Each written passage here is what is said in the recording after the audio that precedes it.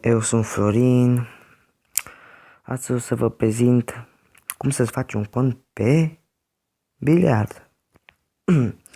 Deci poți să-ți faci mai multe moduri. Poți să-ți faci pe Google, contul de Google, de Facebook, sau să fii un guest din ăsta, cum se zice, sau să-ți faci un cont de biliard, adică îți dă un ID, dacă vrei să joci cu prieteni sau asta.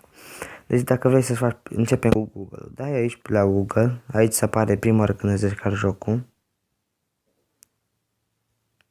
Și aici îți apare toate conturile tale care ai ca să folosești sau... Nu. Sau poți să adaugi aici, adăugați un cont. Deci puteți să vă alegeți care vreți dumneavoastră. Aici cu Guest, dacă dai pe el îți dă din ala Guest, simplu, fără niciun nume. Login. Aici poți să intri pe Facebook, te conectezi la Facebook. În fine, nu... Așa.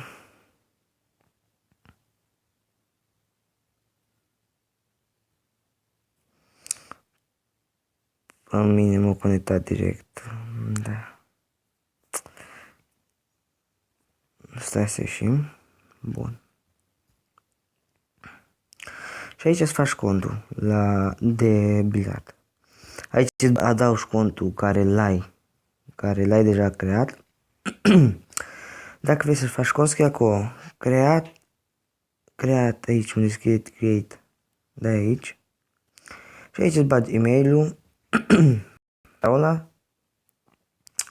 numele care vrei să-l ai în joc și data de naștere, cum ar fi luna, anul și ziua.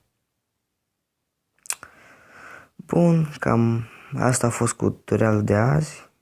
Sper că v-am fost de ajutor și va urma alte tutoriale. Salut!